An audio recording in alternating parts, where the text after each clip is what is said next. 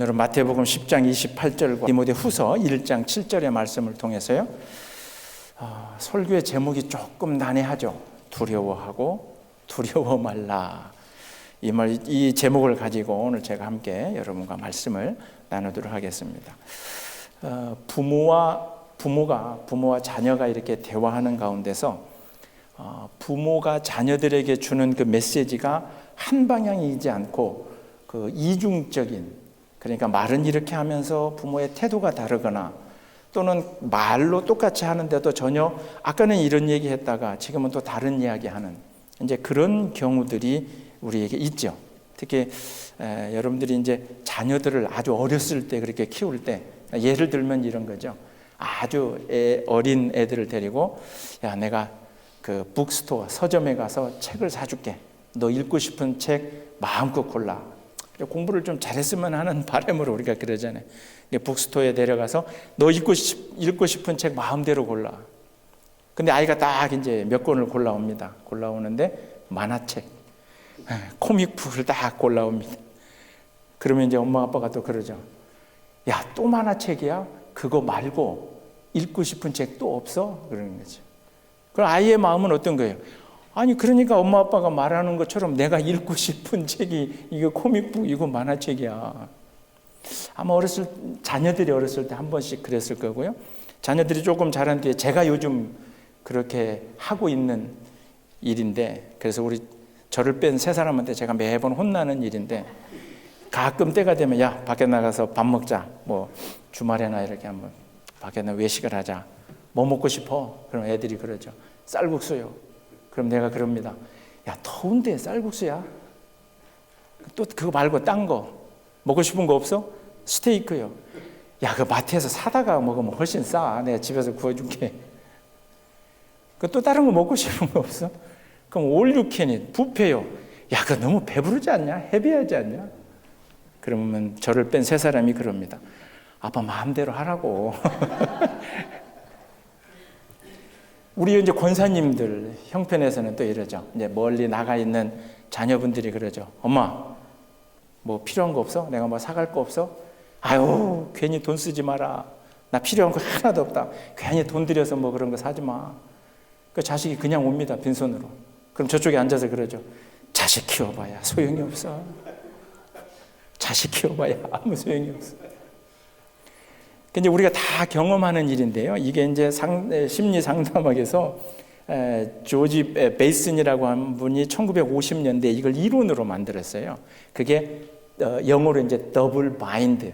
그래서 이중 구속, 바인드 묶다 이 말이죠. 그래서 더블 메시지 바인드. 그러니까 전혀 다른 메시지를 두 개를 주면서 자녀를 이렇게 옴짝달싹 못하게 묶어 놓는다. 이 이론이 심리 상담 이론에서, 그래서 이제 부모가 자녀에게 메시지를 줄 때 그러니 말의 내용과 또 태도를 한 방향으로 해라. 이제 우리가 그렇게 가르치기도 하고 이제 저희가 그렇게 하기도 하는데, 이걸 공부한 저도 안 되잖아요. 다 알고 있지만 애들에게 그러잖아요. 뭐 먹고 싶어? 이래놓고. 자, 그런데 부모와 자녀의 그 관계 문제를 넘어서 제가 오늘 말씀의 제목을 여러분들 보신 것처럼 앞에 그 예와 비교해 보면 두려워하고 두려워 말라. 이게 목사님 이것도 그런 건가요? 그러니까 우리가 신앙생활을 하면서 성경을 가만히 여러분들 생각을 가지고 바라보면 분명히 구약 성경 어딘가에서는 왜 하나님을 두려워하지 않느냐, 또 어딘가에서는 나를 두려워하라. 그 예수님께서도 오늘 이제 마태복음 10장 첫 번째 본문인 10장 28절에서도 너의 몸과 영혼을 죽일 수 있는, 능히 멸할 수 있는 그분 한 분만을 제발 두려워하라. 근데 분명히 또 구약에서는 두려워 말라. 그래서 이것이 어떤 의미가 가지고 있을까, 제가 오늘 말씀을 통해서 여러분과 같이 한번 생각해 보겠습니다. 앞서 말씀드린 것처럼 마태복음 10장 28절 오늘 첫 번째 본문에서 예수님이 분명히 그렇게 이야기하죠. 세상 다른 사람들을 걱정하고 또 그들을 두려워하는 사람들을 향해서 예수님이 그러죠. 지금 눈에 보이는 네 육체만을 멸할 그 대상을 두려워하지 말고 우리의 몸과 영혼을 영원히 멸하실 수 있는 하나님만을 두려워하라. 그리고 골로새서 3장 22절에 보면 바울이 그 교인들에게 그런 얘기를 합니다. 인간관계를 하면서 주인과 종, 종과 주인 관계, 이런 관계를 이야기하면서 다른 사람에게 네가 대할 때 사람 대하듯이 하지 말고 오직 주를 두려워하여 성실한 마음으로 죽게 하듯 하라. 그러니까 예수님도 그러고 바울도 골로새서에서 다른 곳에서도 찾아볼 수 있지만 하나님을 두려워하라는 거예요. 하나님을 두려워하라.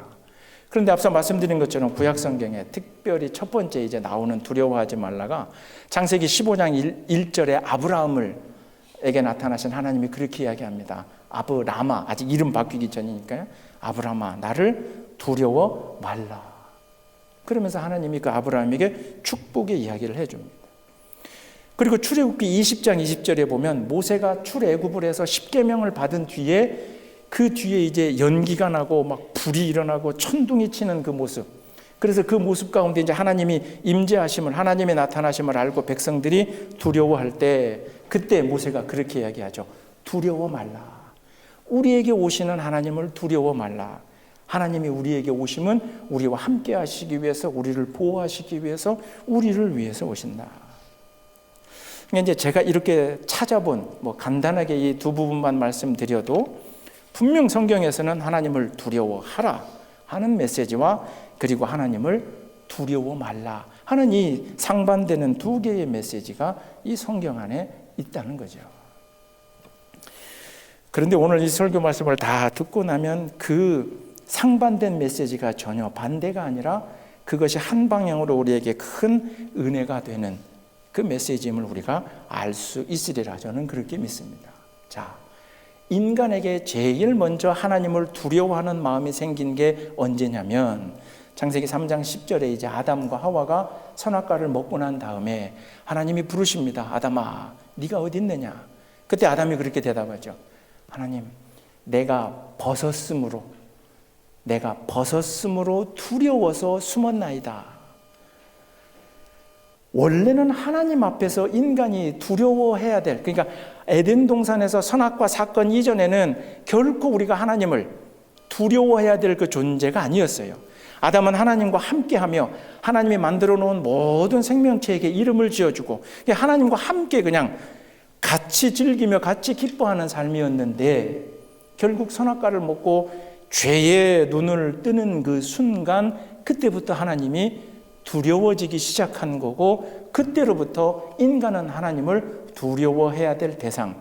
결국 그 안에는 어떤 의미가 있냐면 우리가 하나님을 두려워해야 되는 이유는 우리가 죄인이기 때문인 거예요. 그런데 그 이야기는 우리에게 어떻게 은혜가 되냐면 내가 정말 하나님 죄인입니다 라고 진솔하게 고백하는 사람은 하나님을 두려워할 줄 압니다. 하나님, 내가 죄인입니다. 그리고 이 죄는 내 스스로 노력해서 씻을 방법과 길이 없습니다. 그러니 오직 하나님만이 이 죄를 씻어 주실 수 있습니다. 나는 죄인입니다를 겸손하게 고백하는 사람은 실제 하나님을 두려워합니다. 근데 어떤 사람들이 하나님을 두려워하지 않느냐? 자기가 죄인으로 고백하지 않는 사람은 하나님을 두려워하지 않습니다.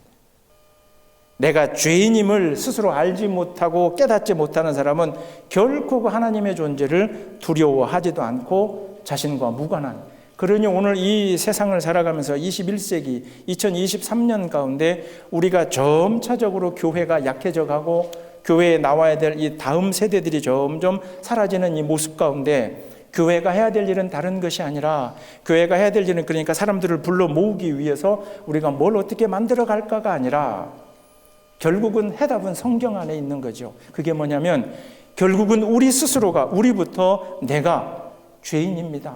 그러니 내가 교회에 나오는 일은 하나님을 두려워하는 마음으로 내가 교회에 옵니다. 그렇게 두려운 마음을 우리가 갖게 되는 것이 사실은 신앙의 출발이요 가장 중요한 첫 번째 이야기다 하는 거죠. 그런데 여러분 기억하셔야 될 것은 그렇게 하나님을 두려워하는 마음으로 하나님을 찾아오는 사람들에게는 반드시 아브라함에게 하셨던 것처럼 두려워 말라라고 하나님이 말씀해 주시는 거죠. 정말 하나님을 두려워하는 자들에게는 예수 그리스도가 이 땅에 오셔서 십자가에 달려 죽으시면서 그 두려워하는 마음에 출발이 된 그 죄마저도 씻어 주시기 위해서 당신이 우리에게 오시는 거죠. 그러니 철저하게 하나님을 두려워하는 마음으로 내가 죄인입니다라고 고백하는 사람은 하나님이 찾아와서 그렇게 두려워하는 사람의 떨고 있는 몸을 어루만져 주시고 위로하여 주시고 그의 눈물을 닦아 주신다는 거죠. 그런데 내가 죄인임을 고백하지 않기 때문에 내 스스로 살아가는 능력으로 충분히 인생 한 세대를 살아갈 수 있을 것처럼 여기는 사람은 하나님을 두려워하지 않기 때문에 그에게 하나님이 위로도 없고 그 하나님을 두려워하지 않는 자에게 예수 그리스도가 의미가 없고 저 십자가에서 죄 씻어 주심이 내가 죄가 없는데 도대체 무슨 나를 위해서 죄를 씻어 준 건가? 아무 연관이 없어지는 거죠. 그래서 예수님도 그렇게 말씀하셨죠. 내가 온 것은 아픈 사람, 즉 의사가 필요한 사람은 환자, 아픈 사람에게 의사가 필요한 것처럼 자기가 죄인임을 겸손히 고백하고 그리고 이 죄를 씻어주실 유일한 한 분은 하나님밖에 없음을 진솔하게 고백하는 사람들에게서 저 십자가가 의미가 있어지고 교회가 의미가 있어지고 우리와 함께 하시면서 내 눈물을 닦아주시는, 나를 위로해 주시는, 나를 보호해 주시는 성령님이 의미가 있는 것이지, 내 자신 스스로가 내가 죄인이다 라고 하는 것을 고백하지 않으니 와서 드리는 이 예배도, 성경을 들고 다니는 이 일도, 이 안에 기록되어 있는 저 십자가 예수 죽으심도 그냥 그런가 보다. 시편 36편을 나중에 꼭 읽어보시기를 바랍니다. 시편 36편 1절에 그렇게 이야기합니다. 악인의 죄가 그 사람의 마음속에서 이렇게 얘기한다는 거죠. 그의 눈에는 하나님을 두려워하는 빛이 없다. 내 안에 있는 그 악인의 죄가 있음에도 불구하고 이게 자꾸 나를 온전히 휘감으면 하나님을 두려워하는 마음이 그에게서 사라진다는 거죠. 그리고 시편 36편 2절에 그렇게 합니다. 왜 그러냐면 자기 죄가 드러나지 않을 것을 믿기 때문에 그런다는 거죠. 하나님을 두려워하시는 여러분이 되시기를 주님의 이름으로 축원합니다.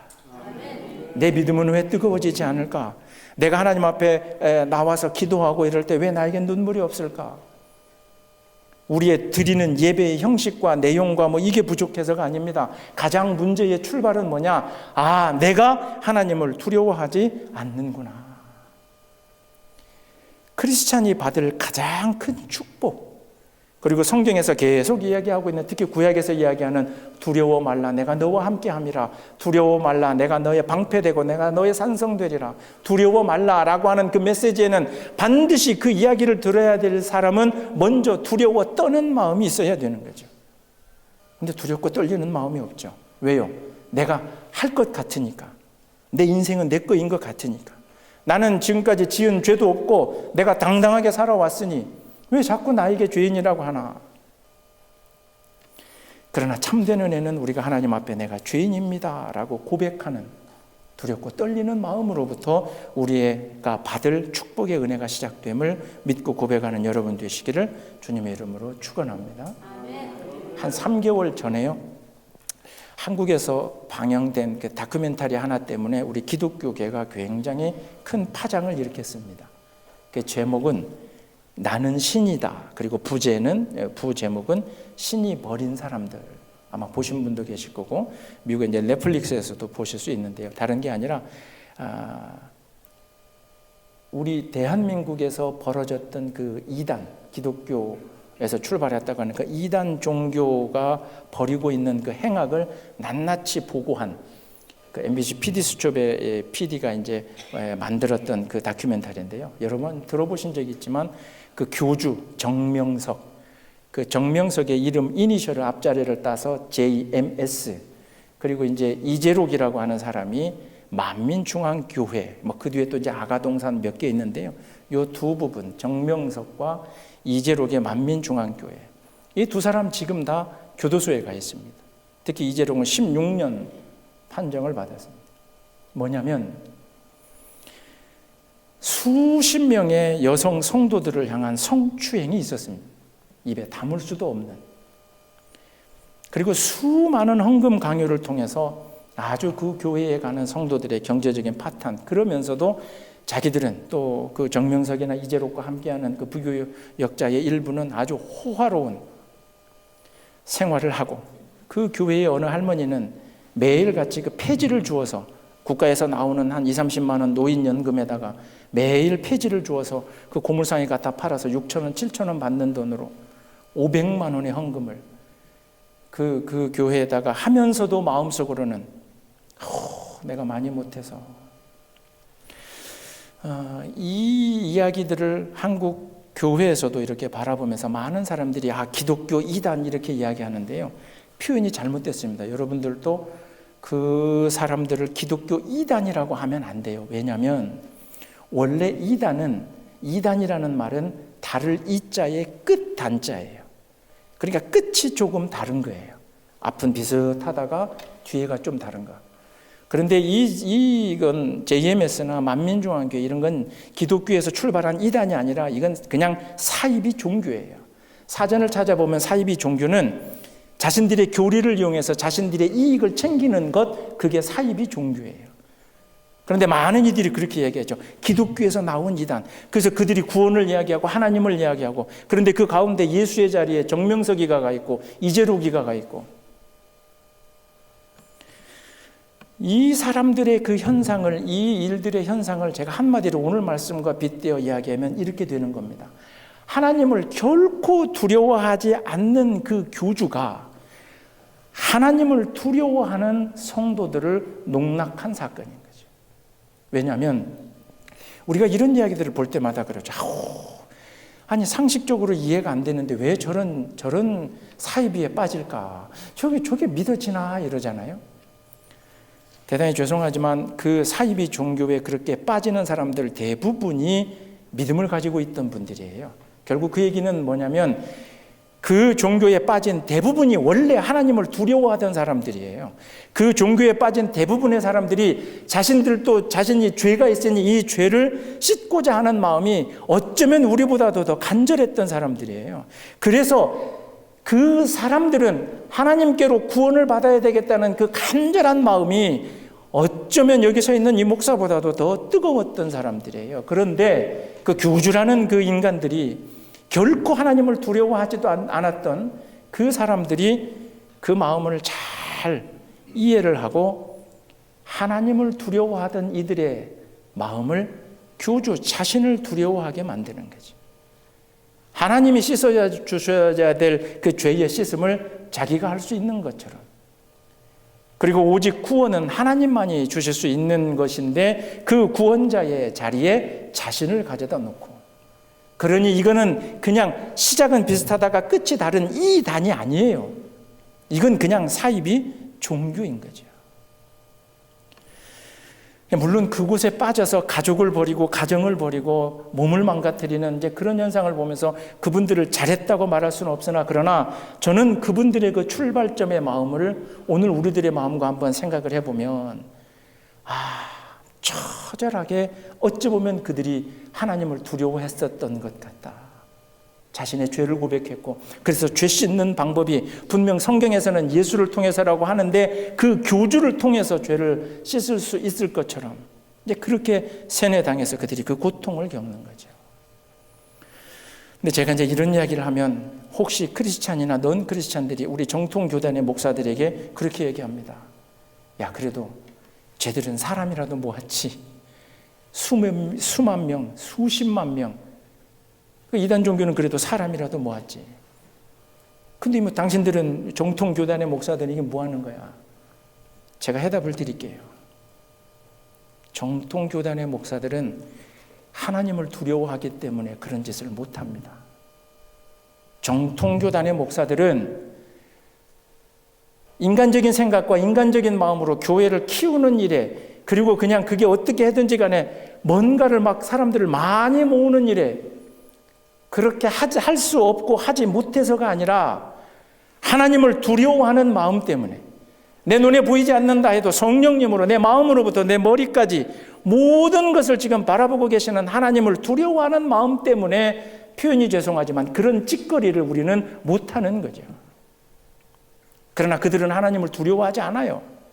그런 교주들은 하나님을 무서워해 본 적도 없고 하나님의 살아계심을 믿은 적도 없고 그냥 자기들이 살고 자기들이 하고자 하는 욕망과 욕구를 다 하면 그렇게 그냥 되는 것으로 생각하기 때문에 겁없이 그러한 사회적인 악을 만들어낸다는 거죠. 이 사이비종교의 이야기가 제가 오늘 말씀의 포인트가 아니라요. 결국 그러면 우리도 이제 한번 돌이켜보자고요. 우리 자신에게 한번 물어보자고요. 내가 정말 하나님을 그렇게 두려워해 본 적이 있는가? 하나님을 두려워하는 것이 표현은 두려움이지만 그게 축복의 시작입니다. 시편 31편 19절에 그렇게 이야기합니다. 주를 두려워하는 자를 위하여 쌓아둔 은혜, 곧 죽게 피하는 자를 위하여 인생 앞에 베푸신 그 은혜가 어찌 그리 큰지요. 시편 31편 19절입니다. 하나님을 두려워하는 자에게 하나님은 은혜를 쌓아두셨다는 거죠. 주님께 피하는 자를 위해서 그 인생 앞에 하나님이 베푸신 은혜가 어마어마하다는 거죠. 오늘 이 말씀을 통해서 여러분의 믿음을 다시 한번 돌이켜보기를 주님의 이름으로 축원합니다. 내가 세상을 두려워한 것은 아닌가? 내 당장 눈에 보이는 내 삶의 형편과 그리고 내게 벌어지는 그 일들과 때로는 우리가 만들어내는 인간관계 속에서 나를 마음대로 컨트롤할 수 있는 어떤 그게 권력이 됐든 인간이 됐든 인간관계가 됐든 그런 것들을 내가 두려워했지 내 모든 것의 주인 되시는 하나님을 내가 단 한 번이라도 두려워한 적이 있던가? 그게 정말 진정으로 두려워하는 마음이었다면 우리가 주일날 오는 발걸음도 죄송한 표현이지만 당당할 수가 없어요. 저는 이렇게 말씀드리고 싶어요. 교회에 오시는 여러분의 발걸음은 굉장히 두려운 발걸음이어야 돼요. 지난 한 주간의 내 죄를 돌이켜보고 그리고 이 하나님 앞에 내가 나오는 내 발걸음은 굉장히 두려운 발걸음이 되는 게 맞아요. 그러나 드려지는 예배를 통하여 세상에 나갈 때는 두려워하지 않는 마음으로 교회를 떠나가는 것이 세상을 향해서 가는 것이 우리 크리스찬의 모습이다 하는 거죠. 그런데 죄송한데 이게 바뀌더라고요. 교회에 올 때는 그냥 당당하게 내 자리를 위해서 내 모습을 위해서 교회에 올 때는 우리가 당당한데 이놈의 세상에 가서는 그놈의 돈 앞에서 그놈의 인간관계 앞에서 그놈의 앞에서 그 앞에서 우리는 굉장히 초라하고 연약한 모습으로 그 뒤집어지는 은혜가 있기를 주님의 이름으로 축원합니다. 예수님이 겟세마네 동산에서 하셨던 그 기도 두려움의 기도잖아요. 십자가를 앞두고. 그러나 그 기도 후에 마태복음 26장과 마가복음 14장에 그 기도 후에 대제사장 앞에 가서 그 당시에 종교 최고 지도자 앞에서 그리고 그 재판을 통해서 예수를 십자가에 매달아 죽일 수도 있는 그들의 그 재판장 앞에서 예수가 얼마나 당당하게 얘기했냐면 마태복음 26장 65절에 그 이야기, 예수의 이야기를 듣고 대제사장이 옷을 찢으면서 흥분하더라는 거죠. 그만큼 예수가 당당했어요. 마가복음 14장 63절에서도 예수의 얘기를 듣고 막 대제사장들이 자신의 옷을 찢으며 그건 두 가지 표현이거든요. 굉장한 슬픔 아니면 엄청난 분노거든요. 그만큼 예수님이 그 앞에서는 당당하셨다. 그러나 바로 그 전날 겟세마네에서 기도할 때는 하나님 앞에 아주 초라한 모습으로 땀이 피가 될 때까지 두려움에 떨며 간절히 기도했던 그 사실을 기억하시기를 바랍니다. 오늘 여러분들을 괴롭게 하고 힘들고 하는 것 앞에 그래서 지금 이 예배드리는 이 순간에도 내 마음을 붙잡고 있고 나를 흔들게 하고 나를 두렵게 만들고 있는 그 모든 것들 그것보다 하나님이 훨씬 더 크신 분임을 믿고 고백하는 은혜가 있기를 주님의 이름으로 축원합니다. 그걸 두려워하지 마시고 오히려 하나님을 두려워하는 자는 오히려 그 모든 것보다도 단 한 번 하나님만을 두려워하는 사람에게는 하나님께서 이 모든 것도 두려워하지 않을 능력과 마음을 주시는 것을 기억하시기를 바랍니다. 그러니 오늘 두 번째 본문 디모데후서 1장 7절에 하나님이 우리에게 주신 것은 두려워하는 마음이 아니요 오직 능력과 사랑과 절제하는 마음이다 하는 거죠. 그런데 그 앞에 전제가 있어요. 하나님이 우리에게 즉 바울과 디모데 그리고 이렇게 함께 예수 그리스도를 믿고 고백하는 사람들, 이 앞에 전제가 있는 거죠. 이 사람들은 하나님을 두려워했던 사람들이죠. 이 사람들은 하나님 이외에 다른 것을 두려워하지 않는 사람들이죠. 그런 사람들에게는, 그러니 하나님이 저와 여러분에게 주시는 것은 하나님을 두려워하는 마음을 끝까지 계속 하나님 앞에 벌벌벌 떨으라는 게 아니라, 하나님을 진실로 두려워하는 자에게는 더 이상 두려워하는 마음이 아니라 능력과 사랑과 절제하는 마음을 우리에게 주시겠다는 거죠. 이 말씀을 깨달으시는 은혜가 있기를 주님의 이름으로 축원합니다. 왜요? 하나님을 정말 두려워하는 마음은 우리가 늘 입술로 이야기하는 잘 알고 있는 단어, 그게 다른 게 아니라 그게 회개거든요. 내가 하나님을 두려워한다는 건 회개하는 거예요. 내가 이러이러한 죄를 졌고 이러이러한 죄를 졌고 하나님 앞에서 내 죄의 목록을 쭉 리스트를 만들어서 기도하는 가운데 내가 자꾸 말하는 게, 그게 회개가 아니라, 참된 회개는 하나님이 살아계심을 믿고 그분의 손 앞에 내 모든 게, 예수님이 말씀하신 것처럼 내 육체뿐만 아니라 내 영혼까지도 그의 손에 잡힌 바 되었으니, 그러니 그 하나님 앞에서 내가 벌벌 떠는 마음으로 하나님을 찾아오는 그 발걸음이, 그것이 우리의 진정한 회개다 하는 거지. 그렇게 회개하는 자들에게 하나님이 주시는 마음은 사랑이요, 능력이요, 절제의 마음을 주실 줄로 믿습니다. 여러분이 겪고 계시는 고난의 일, 고통의 일, 가장 힘든 일, 우리 기도 가운데도 말씀드렸지만 가족에 겪고 있는 어떤 그 건강의 문제, 아픔의 문제, 그 모든 것 앞에 여러분들 더 이상 두려워하지 마시고, 그 짐은 여러분 혼자 짊어지라고 하나님이 결코 놔두지 않으실 줄로 믿습니다. 요한복음 14장 18절에 이제 지난주 성령 강림 주일이었는데 예수님이 성령님에 대해서 말씀하시면서 제자들에게 그렇게 얘기합니다. 성령님이 오실 텐데 그가 너희를 고아처럼 놔두지 아니하리라는 거죠. 표현이 고하지만 부모가 없다는 건 다른 것이 아니라 세상 모든 것이 두렵다는 거죠. 고아의 의미는 다른 게 아니에요. 나를 책임져 줄 사람도, 나를 이끌어 줄 사람도 아무도 없으니, 그러니 그의 인생 앞에는 온갖 것이 다 두려움이겠다 하는 거죠. 그러나 성령님이 오셔서 고아처럼 너희를 놔두지 않겠다고 하는 건, 너희들이 겪고 있는 그 고난과 고통과 그 두려움, 세상을 향한 그 두려움을 너만 겪게끔 하지 않고 반드시 성령님이 함께 하시겠다 하는 그 말씀 앞에 여러분들 은혜로 아멘 하시기를 주님의 이름으로 축원합니다. 오늘 말씀을 시작하면서 제가 그랬죠. 저를 포함해서 부족한 육신의 부모는 이 더블 메시지 마인드로 그냥 잘못된, 그러면서 지 하고 싶은 대로, 인간의 육체의 부모는 이렇게 한계가 있어요. 그러나 하나님께서는 전능자 되시고 모든 것의 창조자 되시는 하나님께서는 우리에게 더블 메시지를 주신 적이 없습니다. 이거는 싱글 메시지예요. 싱글 마인드예요.